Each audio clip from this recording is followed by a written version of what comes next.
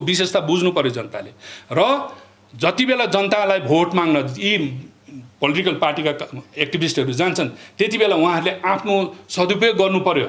यो जति पनि प्रयास हामीले आज गर्दैछौँ यो व्यक्तिगत मेरो फाइदाको लागि या चिदेन टाँसी या डाक्टर एडी या कसैको व्यक्तिगत फाइदाको लागि होइन।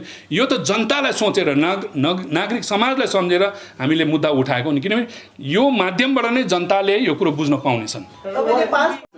मैले मेरो अब त्यो प्रश्नको लागि सोच्नुभयो भने म देख्दाखेरि मलाई कस्तो लाग्छ भने सबै आम मानिसहरूको लागि तीनवटा गुरु हुन्छन्। एउटा गुरु चाहिँ स्कुलको गुरुबाउ हो, अर्को गुरु चाहिँ देशको नेता हो, अर्को गुरु चाहिँ घरको बाउ हो। र देशको नेताले जस्तो खालको एजुकेट गर्छ त्यस्तै खालको हुन्छ। आज सिङ्गापुर राज्यलाई हेर्नुहोस्, एकजना नेता परिवर्तन हुँदा सिङ्गापुर कस्तो बन्यो। कुनै पनि देशको इतिहास आज विकसित देशहरू युरोपियन देशहरूमा हेर्नुहोस् या जापानलाई हेर्नुहोस्, त्यहाँको एउटा नेतामा जब कार्यक्रममा उहाँले नै त्यो गर्दै ल्याउँदाखेरि जनता त्यसबाट बुझेर त्यो देश नै परिणत भएको छ नि, देश नै उठेको छ नि। त हाम्रो दुःखको साथमा हामी भन्छौँ कि हाम्रो नेताहरू गैर जिम्मेवारी केवल सत्तालाई बुझ्ने र सत्तामा आएर आफ्नो ऐसको लागि अथवा त्यो भ्रष्टाचार मार्फत 2 पैसा कमाएर चुनावमा जाने त्यति कार्यक्रममा हाम्रो सीमित भएको छ। र यो जनता विशेष गरी यो अवस्थामा सबैभन्दा ठुलो हाम्रो भूमिका युवा भाइहरूको बहिनीहरूको हुन्छ। र आज पनि विश्व के हुन्छ के विरोध मात्रै गरिरहनु हुने कि किनभने इम्प्लिमेन्ट त भइसक्यो नि त। इम्प्लिमेन्टेसन त भइसक्यो, त्यो त हामीले पनि जान्यौँ नि त। 28 तारिक जुलाईको दिन उहाँले इम्प्लिमेन्टेसनको जुन एनाउन्स गरिदिनु भयो के अरे हाम्रो चिफ मिनिस्टरले, तब नै 29 तारिक भोलिपल्ट तपाईँहरू आएर मलाई प्रश्न राखिदिनु भयो। तबदेखि अगाडि कुरा बढ्दै आयो। त कुरो चाहिँ के हो भने यहाँ केवल इम्प्लिमेन्टेसन हुनु र नहुनुको कुरो होइन हो कि उहाँहरूले थुप्रै कुरोहरू बताउनु भयो। इम्प्लिमेन्टेसन हुनु र नहुनुको कुरो होइन, उहाँहरू पनि राजनैतिक पार्टीको राजनैतिक कार्यक्रम मार्फत नै जनताकोमा गएर जनताको भोट लिएर उहाँहरू आएको आफ्नो घोषणापत्र दियो। त्यो घोषणापत्रमा उहाँहरू उभिनु सक्नु भएन भन्ने हाम्रो कुरो हो। किनभने उहाँले फेरि पनि राजनीति गर्नुपर्छ होला नि त, फेरि पनि जनतामा जानुपर्छ होला नि त। तर हामी सबै चुप लागेर बस्यौँ भने त यहाँ त अन्धराज भयो नि त, यो त अन्धा जङ्गलराज भयो नि त। यहाँ कोही बोल्दैन, प्रजातान्त्रिक व्यवस्थै भएन नि त। त हाम्रो पनि प्रश्न उहाँलाई त्यही हो नि, हामीले इम्प्लिमेन्टेसनको विरोध इम्प्लिमेन्टेसन गर, कुनै पनि ल ल्याऊ, तर त्यसको प्रोभिजन कहाँनिर नेसनल फुड सेक्युरिटी एक्ट 2013ले पनि बताइदिएको छ कि स्टेटलाई दिएको छ नि त। बाबा कुनै पनि लको लागि एक्सटेन्सन गर्दा स्टेटको प्रोभिजन हुन्छ नि त, त्यो किन भएन? अब उहाँले त आज सत्तामा छ, आज सत्तामा हुँदाखेरि त किन ओएनओआरसीकै कुरा गर्नुहुन्छ? के अरे हाम्रो कुनै के मधुकर गुप्ता हो कि केलाई, उसलाई पनि त एउटा के बनायो त दिल्लीमा, खुसी गरिरहेको छ त। एक्सटेन्सन गर्दैन भन्ने थियो, जब एक्सटेन्सन हुँदैन भन्थ्यो, जब एक्सटेन्सन पनि रिअपोइन्टमेन्ट पनि गरिरहेको छ। उहाँले त धलीमली नै गरिरहेको छ नि। तर हाम्रो काम धेरै ओल्ड लजहरूको उल्लङ्घन भएको भनेर चाहिँ अब कुरा उहाँहरूको अथवा मेरो पनि पहिला 29 तारिक जुलाईको दिन जुन मेरो निवासस्थानमा पहिलो भेटमा उहाँहरूले, किन म पहिला कङ्ग्रेसमा अध्यक्ष हुँदा मैले यो ओएनओआरसीको विरोध गरेकोले प्रथमपल्ट हाम्रो पत्रकार महोदयहरू आइदिनु भयो र मलाई त्यहाँ प्रश्न गर्दा यो कुरो अगाडि बढेर गयो। त त्यसमा पनि मैले बताएको छु, धारा 371 को स्मल केले पुरानो कानुनहरूलाई सुरक्षा गरिदिएको छ र क्लज एल र ओले त्यो धारा के को जो पुरानो कानुन कतिन्जेलसम्म जीवित रहन्छ भन्दाखेरि 2 वर्षको म्याद, 2 वर्षको म्यादसम्म, 2 वर्षको म्याद भन्यो भने अपोइन्टेड डेको 2 वर्षको म्याद 26 अप्रिल 1975 देखि 26 अप्रिल 1977, त्यहाँदेखि हुँदा कसैले सुप्रिम कोर्ट या कसैले सक्दैन भनेर भनेको छ।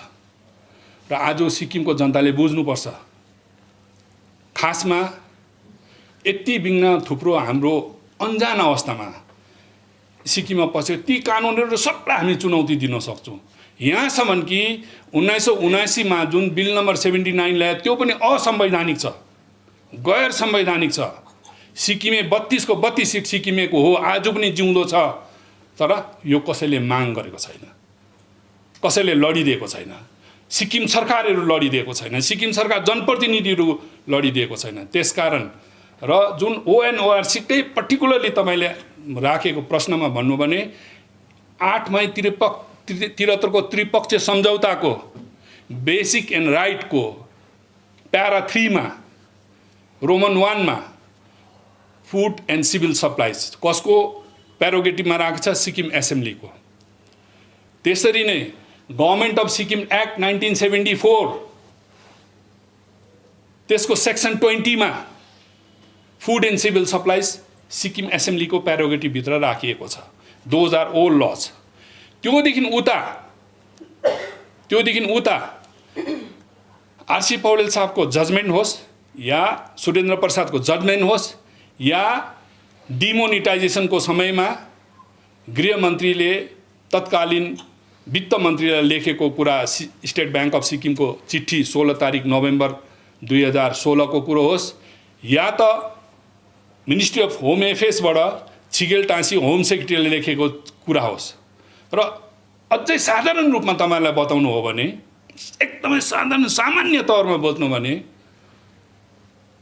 भारतको कुनै पनि प्रान्तमा सङ्घको सिट छैन, धर्मको सिट छैन र जातको आधारमा जस्तो बिएल सिट यो कुनै राज्यमा अन्य जातिहरूको त्यो राज्यहरूमा छैन। केवल कस 22वां राज्य हाम्रो छ।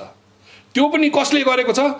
संविधानको तौरले मात्रै दिएको होइन, जजमेन्टले पनि RC Poudel versus government of इन्डियाको युनियन अफ इन्डियाको जजमेन्टले पनि त्यसलाई राखेकोले गर्दा आज सङ्घ लामा जो एमएलए हुनुहुन्छ अथवा बिएल 12वटा एमएलए हुनुहुन्छ त्यो कसरी पाए त? ओल्ड लजको कारणले पाए। मलाई चाहिँ अब एक प्रकारले साँच्चै भन्नु, साँच्चै यो मेरो एकदम भित्र हृदयबाट बोल्नु भने मलाई दया लाग्छ, उहाँहरूलाई एकदम दया आउँछ। बिचरा उहाँले सायद अब मैले साँच्चै त्यस्तो बोलेँ कि भनेर मैले हेरेको थिइनँ, त्यो रिभाइज गरेर हेरेको थिइनँ। मैले गएर हेरेँ पनि त्यो भिडियो।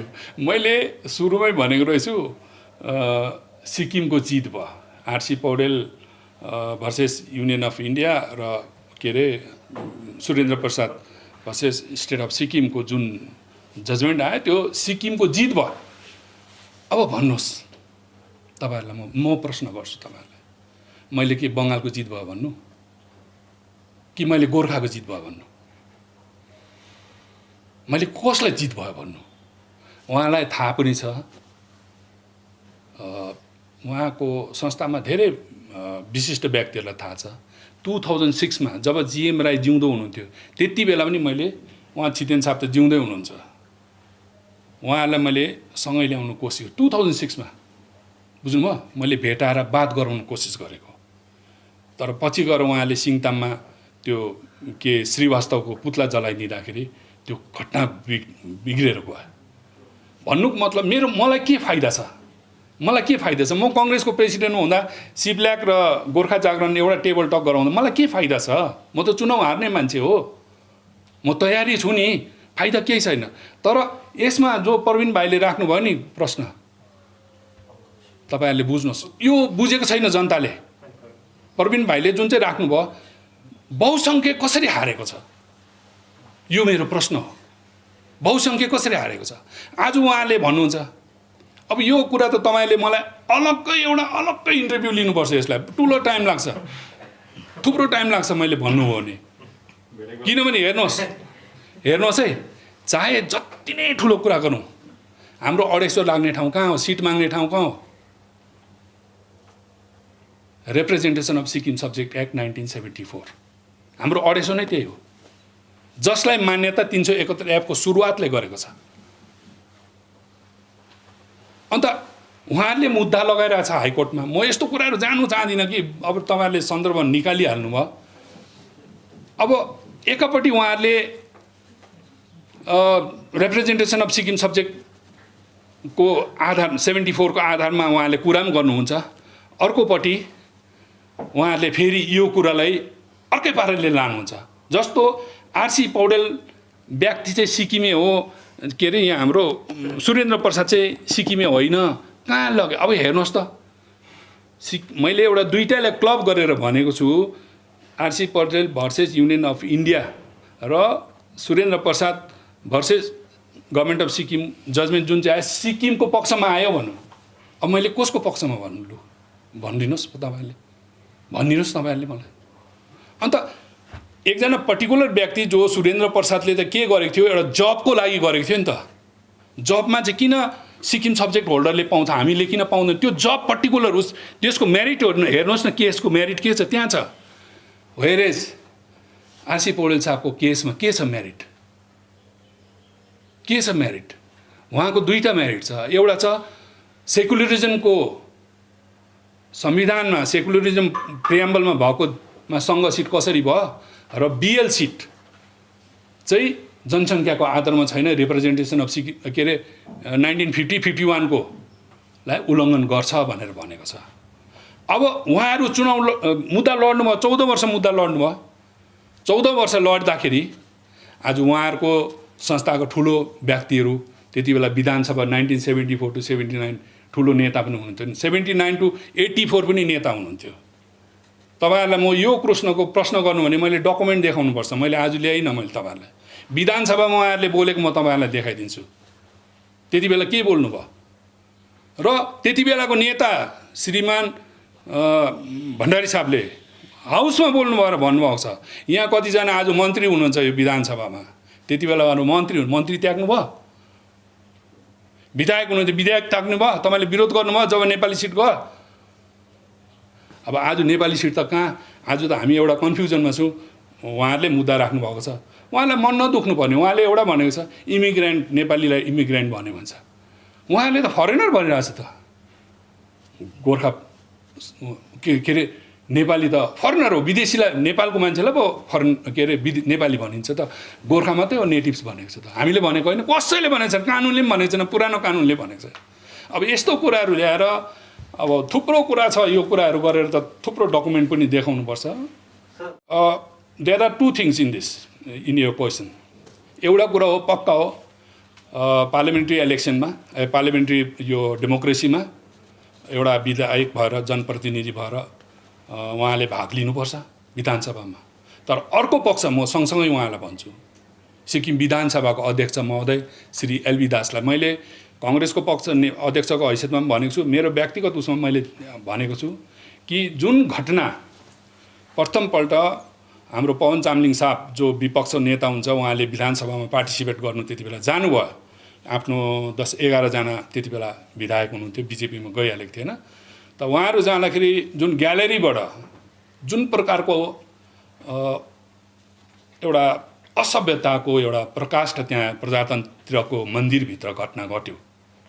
एउटा मानु नमानु, सायद आजको वर्तमान मुख्यमन्त्रीले मानुन् या नमानुन्, उनलाई पनि औँलामा समातेर राजनीतिक खुट्टा टेकाउने पवन कुमार चामलिङ नै हो। र त्यस्तो व्यक्तिलाई प्रजातन्त्रको मन्दिरभित्र त्यो ग्यालेरीबाट जुन प्रकारको एउटा अपमान गरियो, र आजसम्म सिक्किम विधानसभाले त्यो कुरो, त्यो घटनालाई संज्ञान लिएर कुनै प्रकारको कारवाही नहुनु, यो दुःखदायक प्रजातन्त्र हो, दुःखदायक हो। र त्यो घटना भएर आजसम्म कुनै प्रकारको एक्सन भएन भने, डेमोक्रेसीमा भएन भने, म नै एमएलए हो जानु भने म नै हो भने म पनि जानु। मलाई दुई कुरा सोच्नुपर्छ, मैले दुईवटा सोच्नुपर्छ। किनभने कुनै मान्छेको व्यक्तिगत एउटा जुन चाहिँ आफ्नो चरित्र हुन्छ, एउटा हो कि स्वाभिमान हुन्छ, त्यसलाई कुल्चिएर त राजनीति गर्नु, अथवा एउटा समाजले, हाम्रो एउटा सिक्किमे समाज हो, एउटा हाम्रो पवित्र मन्दिर हो, के अरे संविधानले दिएको एउटा मन्दिर हो प्रजातन्त्रको विधानसभा। त्योभित्र कुनै व्यक्तिको एउटा उसको कदलाई हामीले इज्जत गर्नु सिकेनौँ भने हामीले समाजलाई कस्तो नमुना दिँदैछौँ? विधानसभाले यो कुरो संज्ञानमा लिनुपर्ने हो। विधानसभाले आजसम्म यो कुरोलाई कमसेकम जनतामा आएर यो घटनाप्रति उनीहरूको दायित्व बताउनु पर्ने हो। तर त्यो आजसम्म देखाएको छैन भने पवन कुमार चामलिङ जानुपर्छ नजानुपर्छ त्यो चाहिँ उहाँको व्यक्तिगत विषय हो, म केही भन्न सक्दिनँ। तर मेरो कुरा मैले राखिदिएँ। हेर्नुहोस्, डिफ्रेन्स त केही होइन नि। तपाईँको 32मा 32कै सरकार छ, सुडो बिजेपी गभर्मेन्ट चल्दैछ यहाँनिर।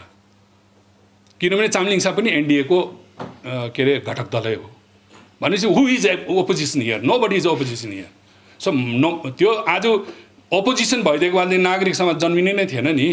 विशेष सेसन लाग्नुको अर्थ के हुन्छ त्यसो? हो, विशेष सेसन लाग्नुको अर्थ यो हुन्छ कि जहिले पनि प्रजातन्त्रमा हेर्नुहोस्, आजै फल हुँदैन। आज गरेको निर्णयले त्यसले 50 वर्षपछि त्यसको इम्प्लिकेसन देखिन्छ। त्यो हो डेमोक्रेसी। त्यो हो डेमोक्रेसी। र आज होस् या नहोस् सिक्किम विधानसभाले कमसेकम आफ्नो अडान स्पष्ट गरेर ओल्ड लजमा यो प्रोभिजन छ र यो इम्प्लिकेसनले हामीलाई यो हुन्छ भने त्यो पछिलाई गएर त्यसलाई सहायता आउने दिनहरूलाई सहायता हुन्छ। त्यसकारण त्यो गर्नु जरुरी छ।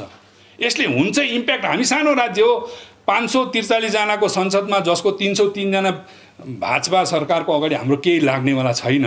आज कत्रो राष्ट्रिय पार्टीहरू थाकेको छ होइन, गलेको छ भने उनीहरूको निर्णय सर्वमान्य छ। अहिले अब भन्नु नै भने अब थुप्रो कुरा बढ्छ योभन्दा अगाडि। अब जस्तो हाम्रो मुख्यमन्त्री साहबको अपोइन्टमेन्टमै कन्स्टिट्युसनल एउटा हाम्रो हामीले हाम्रो रिक्वेस्ट सिक्किम सरकारलाई यही नै छ कि उहाँले स्पेसल सेसन एसेम्ब्लीमा डाकियोस्, यो विषयमा चर्चा होस् र प्रोभिजन सिक्किम विधानसभाको जुन नेसनल फुड सेक्युरिटी एक्ट 2013 मा छ र उहाँले एउटा गलत यो पनि भन्दैछ, यो चाहिँ act of national food security act हो, एक्ट। उहाँले भन्दैछ कार्यक्रम भन्दैछ, त्यसरी गुमराह पनि गर्दैछ। यो चाहिँ एक्ट है, स्किम भन्दैछ है, एक्टको प्रोभिजन हो यो। र त्यो भित्र स्टेटलाई प्रोभिजन पनि राखिदिएको छ। त कमसेकम उहाँले स्पेसल सेसन बुलाएर यो विषयमा बहस गरेर जनतालाई यसको मेरिट डिमेरिट दुईटै कुरो बताएर र 371 F को जुन हामीले राखेको छौँ, जस्तो 8 मे एग्रिमेन्टको यो प्रोभिजनमा उल्लङ्घन हुँदैछ, यहाँनिर हाम्रो ठाउँ छ र गभर्मेन्ट अफ सिक्किम एक्ट 1974 मा यहाँ हाम्रो ठाउँ छ, यो कुरोलाई संज्ञानमा लिएर इम्प्लिमेन्टेसन गराउँ, त्यसमा हाम्रो कुनै कुरा छैन। र जनतालाई हामी यो कुरो बताउँछौँ र हामी चाँडोभन्दा चाँडो यो जब लकडाउनहरू अब खत्तम होला है, हामी आशा गरौँ सिक्किम सबै यो कोभिडदेखि अब स्वतन्त्र हुन्छ होला। सँगसँगै एउटा डर पनि छ, उहाँहरू अब सरकार कोही बेला डन्डी मार्च जुन चाहिँ जरुरी थिएन, डन्डी मार्चमा गएर दोस्रो लहर ल्याइदिनु भयो। यसपालि पनि बम्बईमा जहाँनिर जिका भाइरस अब त्यहाँ निक्लेको छ हो कि, त्यो बम्बई चाहिँ एउटा हब भएको थियो यो के अरे कोभिडको। अब त्यहाँ यसपालि गएर उहाँले धेरै मन्त्रीहरू भेटघाट गरेर आउनुहुँदैछ। आशा गर्छु कि यसपालिको भिजिटले चाहिँ तेस्रो लहर सिक्किममा सुरु नहोस् र त्यो लहरहरू एउटा बाँचिएछ भने हामी चाँडै सिक्किमे जनताकोमा जानेछौँ यो कार्यक्रमहरू लिएर।